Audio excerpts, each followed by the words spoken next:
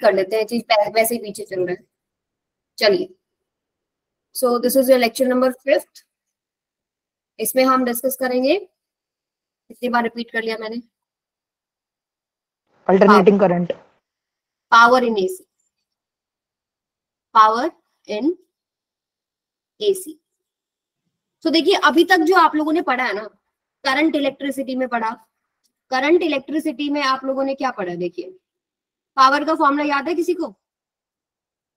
We I होता है, V into I, ma'am I square R T.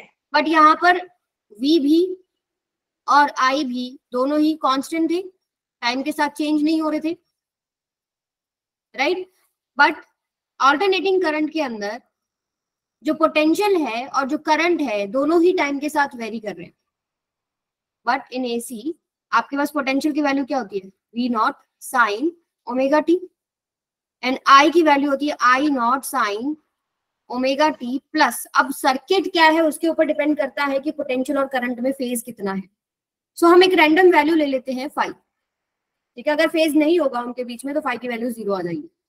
So v is equal to V naught sine omega T and I is equal to I naught sine omega T plus में 5, ठीक है। सो अगर मुझे अब power निकालनी है इन दोनों टर्म्स को यूज करके, तो मेरे पास क्या आएगा? Instantaneous power. पावर क्या आएगा बेटा यहाँ पे? Instantaneous power, instantaneous power. Focus कीजिए सभी क्लास में। यहाँ पर क्या बनेगा देखिए, V naught sine omega T into में I naught sine omega T plus में 5। अब आप जिस भी टाइम पर पावर निकालना चाहते हो, टी पुट करो, आपके पास पावर आ गई। पावर वेरिएबल होगी ना, टाइम के साथ पावर क्या कर रही है? चेंज कर रही है। Yes ma'am, power changing with time,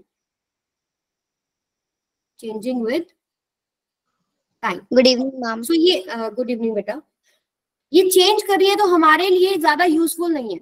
हमारे लिए जो इम्पोर्टेंट है वो होती है एवरेज पावर।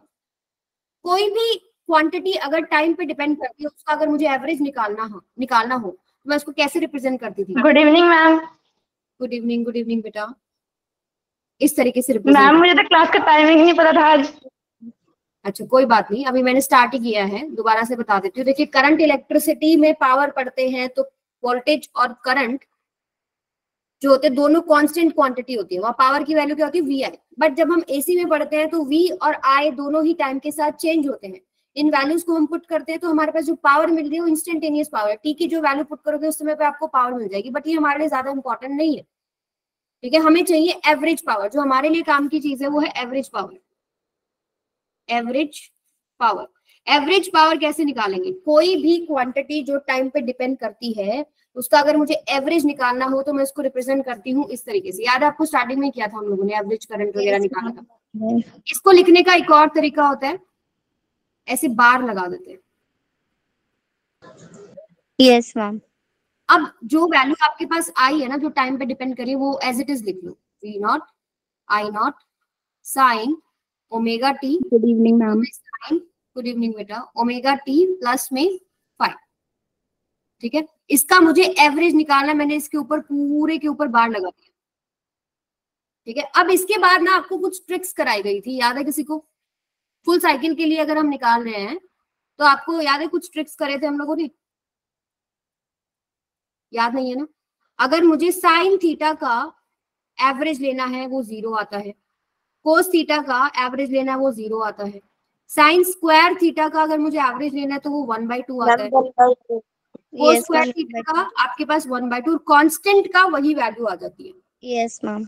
अब मेरे पास थीटा हो सकता है ओमेगा टी हो, 2 ओमेगा टी हो, कुछ भी हो, तो वो देखते हैं हम लोग। इसको ओपन करेंगे थोड़ा सा, V naught I naught sine omega T as it is लिख लीजिए।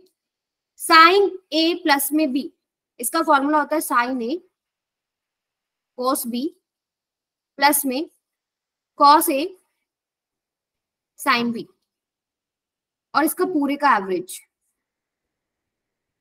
ठीक है। ये ऐसे कर लिया हमने, ओपन कर लिया हमने इसको, क्योंकि इसका मुझे नहीं पता था तो इसको ओपन कर लिया।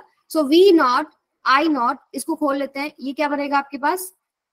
Sign square omega T into में कोस 5 प्लस में sine omega T cos omega T into में कॉस फाइव, ठीक है, ऊपर सारे की क्या आ जाएगा एवरेज। यहां तक किसी को कोई डाउट है? ओपन किया बस, मैथमेटिक्स, नथिंग एल्स। अब इसको करेंगे आगे सॉल्व, इसको आगे लिख रही हूँ मैं। मेरे पास क्या आया, V naught I naught, bracket में क्या आया था, किसी ने नोट डाउन किया तो बोलो। Ma'am sign square omega T cos five plus cos five plus sign omega T cos omega T cos five. Yes, cos omega T cos five. इसको सॉल्व करना है, इसका एवरेज हमको सॉल्व करना है, ठीक है। इसको फिर से लिखते हैं, वी नॉट आई नॉट, इसका एवरेज हो जाएगा, पूरा एक लिख लेते हैं, चलो, sign square omega T cos five. इसको भी थोड़ा सा सॉल्व करते हैं, इसको हम लिख सकते हैं प्लस में 1/2 साइन 2 ओमेगा टी कोस फाइव। कैसे लिखा बताइए, किसी को पता है तो। मैम आपने इसमें वो वाला फॉर्मूला लगाया ना साइन 2 थीटा का, जिसमें होता है 2 साइन थीटा कॉस थीटा, तो आप Yes, 2 नीचे use ले गए हो तो sine sin 2 theta equals to 2 sin theta cos theta. तो मुझे cos sine theta cos theta तो दिखाई दे रहा, थीटा की जगह मेरे पास क्या है, ओमेगा टी। देखो sine omega T cos omega T, so मैंने क्या करा, ऊपर नीचे 2 से मल्टीप्लाई कर लिया, तो 2 sin थीटा कोस थीटा क्या बन जाएगा, sin 2 थीटा, यानी sin 2 ओमेगा टी। क्लियर है यहाँ तक सबको? Yes ma'am. ठीक है। अब इसका हमको एवरेज जो है लिखना है, देखिए कैसे लिखेंगे, वी नॉट आई नॉट, इसका अगर आप एवरेज खोलेंगे, इसको ऐसे लगा दो, इनटू में sine square omega T cos phi का एवरेज प्लस में 1/2 sine 2 omega T cos phi का एवरेज, ऐसे आ जाएगा। कांस्टेंट का भी ट्रिक में लिखा था, वी नॉट आई नॉट दोनों कांस्टेंट है ना, पीक वैल्यूज है, सो ये एज इट इज आ जाएगा। Yes ma'am. अभी देखो इसको भी हम ओपन कर सकते हैं, साइन स्क्वायर ओमेगा टी का अलग कर लो, कोस फाइव का अलग कर लो, तो साइन स्क्वायर ओमेगा टी का क्या होगा, 1/2 1/2, कोस फाइव का क्या होगा मैम 0 ना, कोस फाइव कांस्टेंट है ना, फेज डिफरेंस है, कोई एंगल आएगा, ठीक है। कोस फाइव, फाइव मान लो आपका 30 डिग्री आया, 90 डिग्री आया, 0 डिग्री आया, तो इसकी कुछ वैल्यू आएगी, कांस्टेंट वैल्यू आएगी ना, और कांस्टेंट का एवरेज क्या होता है, सेम टू सेम रहेगा। प्लस में हाफ बाहर आ गया, कांस्टेंट है। साइन 2 ओमेगा टी का क्या होता है बेटा, बताओ 1/2 साइन थीटा का एवरेज क्या लिखा था हमने, 0 हो जाएगा, 0। अब थीटा की जगह मेरे पास ओमेगा टी हो या 2 ओमेगा टी हो, कुछ भी हो, 0 दोनों ही केसेस में क्या हो जाएगा, 0, तो पूरा ही टर्म 0 हो गया, कोस फाइव का चलो कोस फाइव हो गया, यस मैम। तो ये पूरा ही फैक्टर क्या हो जाएगा, 0। सो यानी मेरा आंसर क्या आ गया, वी नॉट आई नॉट, आगे 1/2 और ये हो गया cos five. This is your average power for full cycle, ठीक है। ये अब आपको याद रखना है। अब इसको थोड़ा सा चेंज करते हैं, पी एवरेज आप लोगों ने निकाल लिया 1/2 V naught I naught cos phi. Yes ma'am. अच्छा, अगर मैं यहाँ पर 2 को ऐसे लिख दूं, V naught by √2 into I naught by √2 into cos phi, कुछ गड़बड़ है इसमें, √2 इंटू √2 कोई गड़बड़ नहीं। अब वी नॉट बाई √2 क्या बन जाएगा, V R M S, ma'am VRMS and IRMS cos phi, I R M S into में कोस फाइव। ये है जो फॉर्मूला आपको दिमाग में फिट रखना है। एवरेज पावर का क्या फॉर्मूला होता है, V R M S I R M S cos phi. देखो क्वेश्चन में कभी भी आपको जब मेंशन नहीं हो ना कि पोटेंशियल कौन सा है, ठीक है, या करंट कौन सा है, या पावर कौन सी है, बस बोल दिया पावर वोल्टेज करंट, तो always take power average, potential RMS, current RMS value, ठीक है। अब कोस फाइव क्या होता है आपके पास, पावर फैक्टर। अब इस पावर फैक्टर पे हम डिस्कशन करेंगे, अलग अलग सर्किट्स के लिए अलग अलग वैल्यू होती है। अब सर्किट्स जो हम लोगों ने पढ़े, कौन कौन से पढ़े थे, सिर्फ रेजिस्टर हो जिसमें, सिर्फ इंडक्टर हो जिसमें, सिर्फ कैपेसिटर हो, हमने पढ़ा आरसी, हमने पढ़ा सीआर, ये 5 सर्किट की बात करते हैं हम लोग, ठीक है। सो आप हेडिंग डालेंगे power average in different circuits, different, सीकेटी लिख रही हूँ, सीकेटी मतलब क्या होता है, सर्किट, ठीक है ना। अब शॉर्ट टर्म पता है, जब हम मास्टर्स करते हैं उसमें तो बहुत ही ज्यादा शॉर्ट टर्म चलती है, मतलब हमें प्रोफेसर जो शॉर्ट टर्म यूज करते हैं ना, वो हमें याद करनी पड़ती थी, हमें नहीं पता होता, बहुत ज्यादा यूज होती है, ठीक है। तो power average in different circuit, तो यहाँ पर लिखेंगे सबसे पहले सर्किट कौन सा है, फिर आप लिखेंगे फेज क्या है, फिर आप लिखेंगे कोस फाई की वैल्यू कितनी बनेगी और लास्ट पावर एवरेज की वैल्यू कितनी बनेगी। तो सबसे पहला जो हम सर्किट देख रहे हैं वो है प्योर रेजिस्टर का, प्योर रेजिस्टर। तो प्योर रेजिस्टर में कितना फेज डिफरेंस होता है बिटवीन पोटेंशियल एंड सेम फिर होता है तो जीरो होगा। यानी फाई की वैल्यू कितनी होती है बेटा? जीरो। कोस फाई की वैल्यू कितनी हो जाएगी? मैम 1। पावर एवरेज कितना बन जाएगा? VRMS into ma'am IRMS। VRMS लिख सकते हैं कि यहाँ पर करंट और पोटेंशियल का सेम फेज रहता है, सेम यस फेज डिफरेंस नहीं होगा अगर सेम रहेगा तो। सो फाई की value 0, cos phi 1, power average VRMS IRMS। Second पे आ गए प्योर इंडक्टर। प्योर इंडक्टर के केस में कितना फेज डिफरेंस होता है बिटवीन पोटेंशियल एंड? जिसमें इसमें जो करंट होता है वो π/2 से लैग करता है, मतलब Yes. π/2 होगा फेज। अगर करंट की डायरेक्शन आपने ये लिया है तो करंट π/2 लैग कर रहा होता है इंडक्टर के केस में, तो यहाँ पर आपके पास क्या आता है? पोटेंशियल। Yes ma'am. 90 डिग्री। ये फाई वैल्यू किसके बीच में है? पोटेंशियल और करंट के बीच में है ना, कितना फेज है। सो यहाँ पर फाई की वैल्यू कितनी होगी बेटा? 90 डिग्री। कोस फाई की वैल्यू 0। पावर एवरेज की वैल्यू 0। 0। ठीक है। थर्ड सर्किट पे आ जाओ, प्योर कैपेसिटर। प्योर कैपेसिटर में क्या फेज डिफरेंस होता है between V and I? Ma'am 90/2 ही होता है, बस वो उसमें लीड करता है करंट। इधर करंट आ जाता है, इधर पोटेंशियल आ जाता है, फेज डिफरेंस इसमें भी 90 यानी फाई इक्वल्स टू 90 हो गया, कोस फाई 0 हो गया, एवरेज पावर 0 हो गई। तीनों सर्किट क्लियर है सबको? Yes ma'am. आगे चलते हैं। अब फिर हमने कॉम्बिनेशन स्टार्ट किया था। कॉम्बिनेशन में हम लोगों ने स्टार्ट किया फोर्थ में, कौन सा किया था पहले? एलआर सर्किट किया था। सो एलआर सर्किट में फेज याद है किसी को कितना था overall phase between V and I? आपको सर्किट का डायग्राम मैं याद दिलाती हूँ। इधर मान लीजिए रेजिस्टर है, ऐसे आपके पास इंडक्टर होता है, तो मान लीजिए ये आपके पास करंट का डायरेक्शन है, तो रेजिस्टर में तो पोटेंशियल सेम डायरेक्शन में आता है, ठीक है। सो यहाँ पर आपके पास क्या आता था? V0R। और इंडक्टर में करंट 5 फेज पीछे है इसमें। अभी देखते हैं। यस, करंट फेज 5 से पीछे रहेगा। यहाँ पर भी जहाँ इंडक्टर में लैग करता है तो इन दोनों के कॉम्बिनेशन में भी लैग करता है। तो यहाँ पर आपके पास पोटेंशियल आता है V0N और इनका रिजल्टेंट आता है आपके पास V0। ये क्या होता है? फेज 5 होता है। इसी का इक्विवेलेंट सर्किट अगर फाई निकालेंगे तो हम लोग इसमें V0L में V0R लेके निकालेंगे। हम Z और R वाला जो डायग्राम है ना उससे निकालेंगे। जैसे यहाँ पर हमारे पास जो क्वेश्चन में ज्यादातर यही होता है कि आपके पास इधर आएगा रेजिस्टेंस, इधर आएगा आपके पास एक्सेल, और ये क्या होता है आपके पास? Z। ये होता है फाई। तो इस सर्किट में देखो आपके पास कोस फाई की वैल्यू क्या होगी? पहली बात तो फेज जो है यहाँ पे फाई हो गया, ठीक है। फाई की वैल्यू हमें नहीं पता लग रही कि जो ओवरऑल पोटेंशियल है वो कितना फेज आगे है। कोस फाई की तो मैं निकाल सकती हूँ ना। कोस फाई की वैल्यू कितनी होगी? देखो यहाँ से इस ट्राइंगल के अंदर B/H, R बाय में cos phi equals to R/Z। आप किसी भी सर्किट पे लगा लो, सब में आपको आंसर मिल जाएगा। जैसे अगर मैं सिर्फ बात करूं प्योर रेजिस्टर वाले सर्किट की, प्योर रेजिस्टर वाला जो सर्किट है उस केस में आपको पता है इंपिडेंस का वैल्यू कितना हो जाएगा? √R² + XL² था ना। प्योर रेजिस्टर में एक्सेल तो होगा ही नहीं, यानी Z की वैल्यू किसके बराबर होगी? R के बराबर हो जाएगी। किसके बराबर होगी? 1 के बराबर होगी। अगर मैं बात करूं प्योर इंडक्टर की, प्योर इंडक्टर के केस में रेजिस्टेंस की ही वैल्यू 0 हो जाएगी। सो कोस फाई में R की वैल्यू 0, तो कोस फाई की वैल्यू क्या हो रही है? 0। सो आप इन जनरल क्या लिख सकते हो? पावर एवरेज सभी सर्किट्स के लिए लिख सकते हो अभी।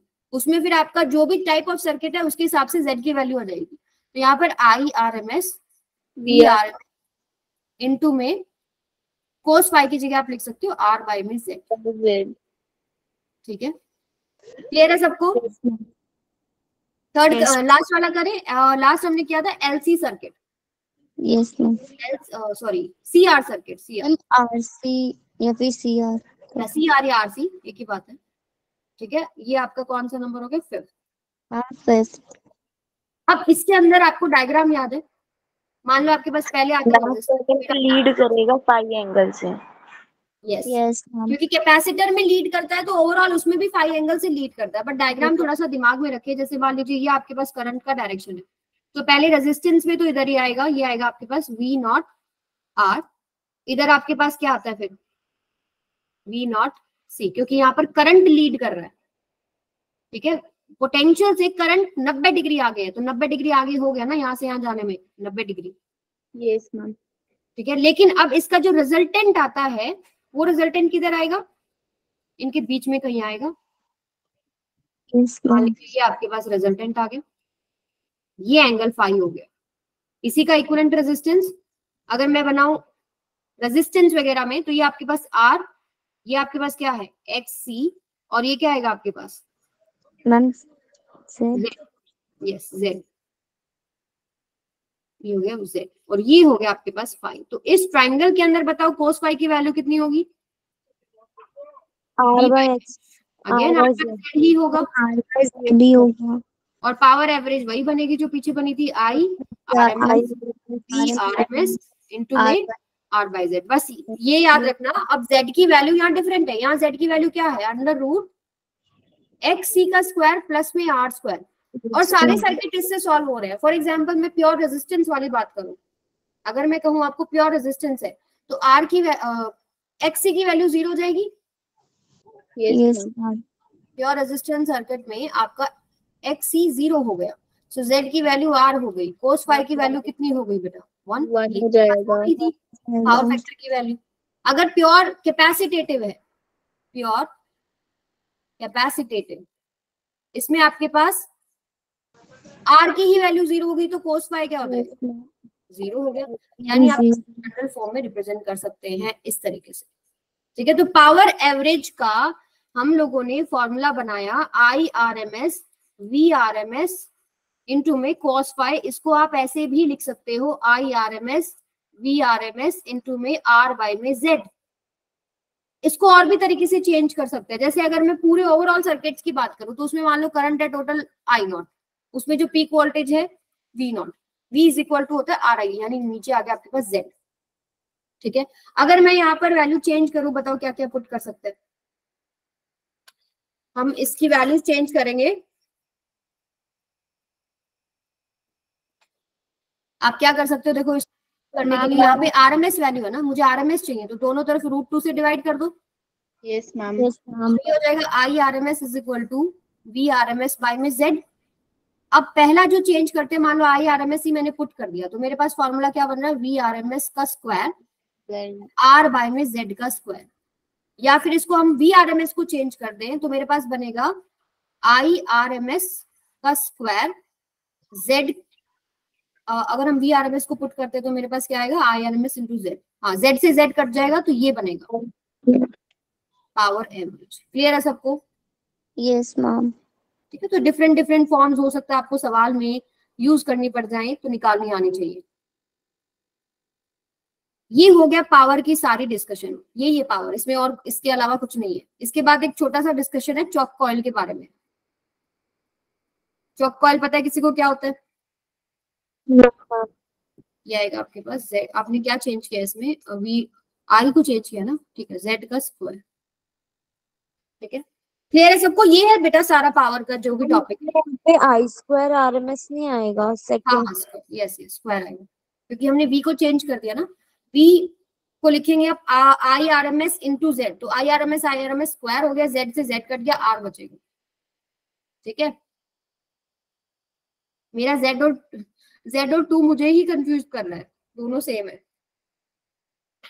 क्लियर है सभी बच्चों को? थम्स अप कीजिए बेटा अगर क्लियर है तो। आसान था। चॉक कॉइल और डिस्कस कर लेते हैं, ज्यादा उसमें भी नहीं है, फटाक से डिस्कस करते हैं उसको भी। चॉक कॉइल में क्या होता है, अगर आपको आइडिया नहीं है तो चलिए मैं बताती हूँ। आपके घरों में वोल्टेज कितना है, हाउस होल्ड वोल्टेज कितना है? 220. Yes, voltage in our houses वो कितना है? 220 वोल्ट। लेकिन हमारे बहुत सारे डिवाइसेस हैं जो 220 वोल्ट नहीं झेल सकते, yes, ma'am. राइट? तो जैसे कि आपका ट्यूबलाइट है ना, सबसे कॉमन एग्जांपल आपका ट्यूबलाइट। ट्यूबलाइट आपके पास 220 वोल्ट जो है वो स्टैंड नहीं कर सकती। तो आप लिखेंगे some devices like tubelight can not stand such high voltage. तो अब कम करना पड़ेगा ना, घर में तो 220 ही आएगी। तो कम करने का तरीका क्या है? पोटेंशियल का 220 वोल्ट आ रही है, 220 को मुझे कम करना है, तो मुझे क्या करना पड़ेगा? अगर मैं ट्यूबलाइट के साथ में रेजिस्टर लगा दूं तो बात बन सकती है। अगर मैंने यहाँ पर रेजिस्टर लगा दिया तो जो भी पोटेंशियल आ रही है, मैंने सीरीज में लगाया, तो यहाँ पर भी ड्रॉप करेगी ना, और यहाँ पर भी ड्रॉप करेगी। सो यहाँ पर जो जाएगी वो कम हो जाएगी या नहीं हो जाएगी? बोलिए। Yes ma'am. लेकिन इसकी भी एक प्रॉब्लम है। पावर देखिए, अगर आप रेजिस्टेंस लगाते हैं सो पावर कितना होएगा? IRMS स्क्वायर, IRMS VRMS और cos फाई की वैल्यू होती है 1। पावर खाता है रेजिस्टर काफी, और पावर वेस्टेज ज्यादा होता है। तो खाली रेजिस्टेंस लगाने से बात नहीं बन रही है, इतनी इलेक्ट्रिसिटी, इतनी एनर्जी वेस्ट नहीं करनी है ना। सो इसका एक और सोल्यूशन उन्होंने निकाला, चॉक कॉइल, उसमें चॉक कॉइल। तो आप यहाँ लिखेंगे रेजिस्टेंस जो है वो आपका पावर कंजम्पशन ज्यादा लेता है, पावर कंजम्पशन मोर। जल्दी जल्दी में MN बराबर हो रहा है मेरा कंजम्पशन।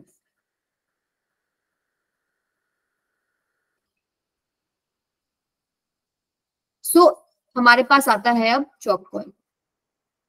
चॉक कॉइल क्या है? इंडक्टर।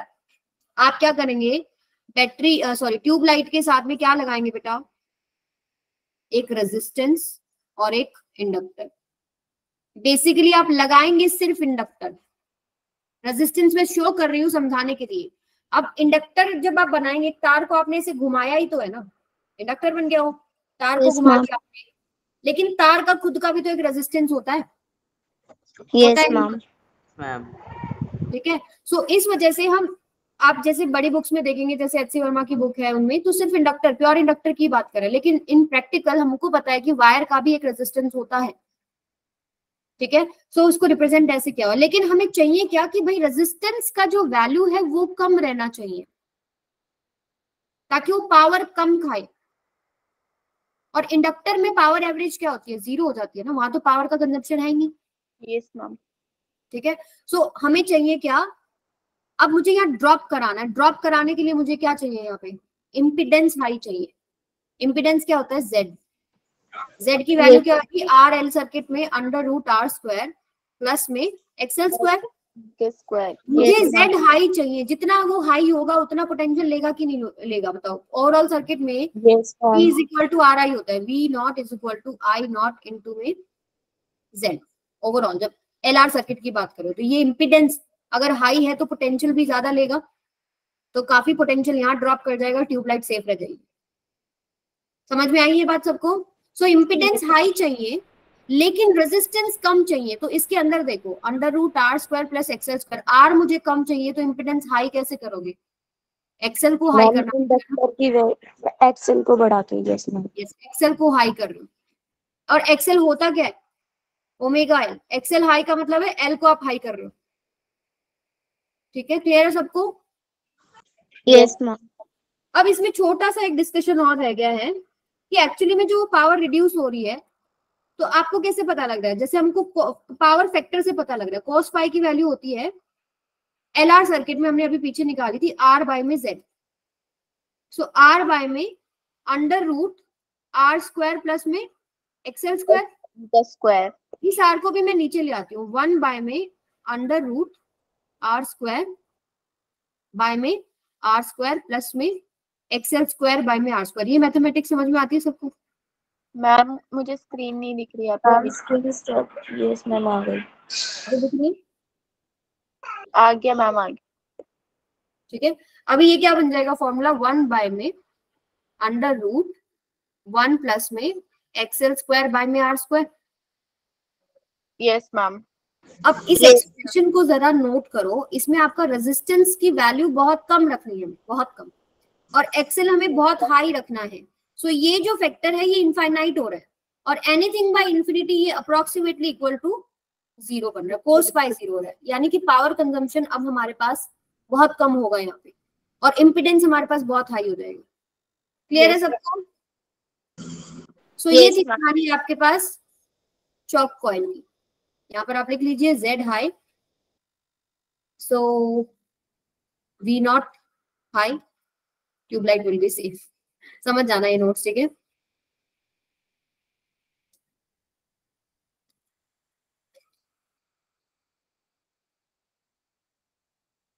अक्रॉस इंडक्टर, ठीक है? सो बेटा ये था सारी कहानी पावर की।